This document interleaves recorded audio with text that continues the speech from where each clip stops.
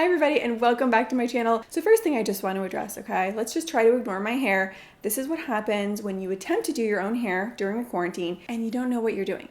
You end up looking a little bit like Draco Malfoy. Also quickly, my $300 Amazon gift card giveaway is about to end. So if you want to be entered for that, all you need to do is be subscribed to both of my channels and following me on Instagram. I will have the information and links down in the description box. And with all of that said, let's jump into this week's very exciting video. This is a video I've been wanting to make for years. The best apps, in my opinion, to organize your life. These are the apps that I live by, that I could not function without. You may or may not have noticed, I did recently switch over to an iPhone from Android. All of these apps, I believe, are on both platforms, so don't you worry. So first, we're gonna talk about photos, videos. Those take up so much space on your phone. They're a nightmare to manage and organize. Google Photos is where you wanna be. It is amazing. It's so easy to use. Now, I wanna back up by saying if you're on iPhone, they might tempt you to use iCloud, and by all means, if you're comfortable with that, you can. As far as I understand, with the iCloud, one downside of it is it's only keeping a copy of what's on your phone currently in the cloud, right? So if you delete something from your phone, it's also deleted from the cloud. So it's not allowing you to free up space on your phone.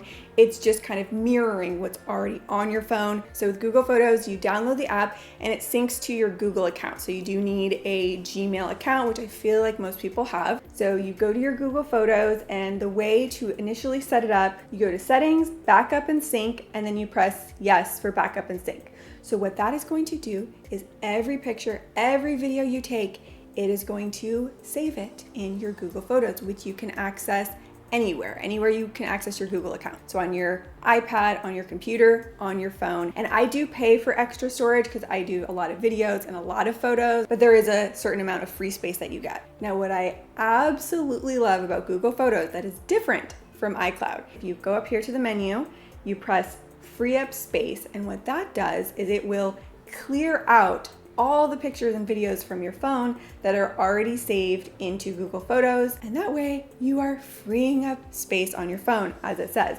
But you can still access those photos or videos at any time just by going into the Google Photos app versus your regular gallery. The other amazing thing, let's just say you're taking a picture, I'm taking a picture of Carter, right? I could take it on my phone, then I can just go to my computer, open up Google Photos, and the picture is there. So if I want to edit it, put it in Lightroom, send it to my mom, whatever, I have it on my computer or my phone. You can see here my actual photos. We have my hair disaster, a lot of flooring pictures because we're currently picking out new floors for the house. So nothing juicy, unfortunately. I also have an app that I use to specifically organize and manage my screenshots because I take a lot of screenshots. Anytime I'm kind of browsing and I see something I want to remember or reference in the future, and they were all just kind of intermixed within my photo gallery and my Google Photos. So I had downloaded a few, and my favorite one is called Screenshot Pro. And this is actually a separate account. With most of these apps, I'm showing you kind of a dummy account because these apps kind of have my entire life on them and personal information. And what this app allows you to do is you take your screenshot anywhere. It automatically puts them into this app. So when you open it, all of your screenshots are here.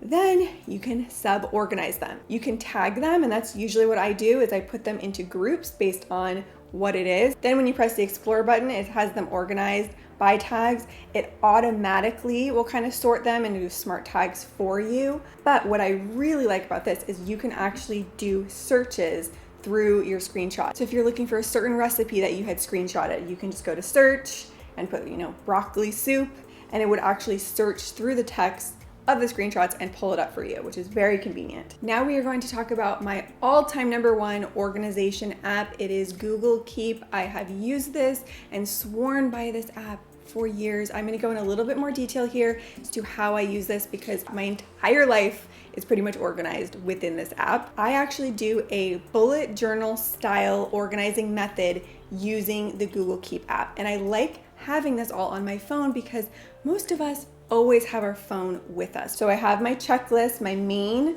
daily to-do list is always in the top left. I color code it yellow, and those are my dailies, get it done on this list. Then I have all my other life lists, right? So my grocery list is a separate list here. My videos that are coming up on deck, the things that we need to do around our house, my brainstorming list of video ideas for my main channel, my mommy channel, ideas for Instagram stories and pictures. So those are kind of my main buckets of lists, and these you can pin to the top. So the way you can create your master list that you want to pin to the top, you create it here, and then you press these 3 little dots if you want to pick a color for it. And then on the top right, there's a little pin, and you press pin, and that will make sure that list stays on the top, and you can move them around as you like. But my main, most important list, I have pinned to the top. Then underneath are my more, quick brainstorming lists. So let's just say I'm thinking about a video, organized night routine. I'll kind of jot down my thoughts here, do a little brainstorming. If there is a book I want to read, or a TV show I want to watch, or baby name that I like, other quick little lists I will put down on the bottom. On the bottom here are different types of notes you can take. So I usually do checklist notes, as you can see, and that is the very bottom left, that little check mark. That's going to create a checklist for you. Next to that, you can make a, drawing note. Maybe you meet someone and you're writing down their phone number, and that will be saved here, and then you can figure out what to do with that after. You can do a voice note, turn right at the light, go 3 stop signs, and make a left, first house on the left. So you'll see here, as you make the voice note, it translates it into text and the voice note. So if there's something someone's telling you and you don't want to forget, you can just quickly do a little voice note. And next to that is a picture note. So if you see something, let's say you're in a bookstore and there's a book you want to read, you can take a picture of it and it will save it there. And then if you just press the generic plus that's on the bottom right, it's going to be just a notepad style note, which I rarely ever do. So if there's ever a list that I don't need anymore, I'm done with it, you just press it, and then here it will go to the archive, and so it's not going to clutter it up, but if you ever do need to reference it, they're all still saved. Other amazing feature, you can also access this on your computer. So I actually have it saved as a bookmark, and it's so pretty. I love the colors. I mean, you guys know I'm obsessed. Now, for all of my appointments and scheduling,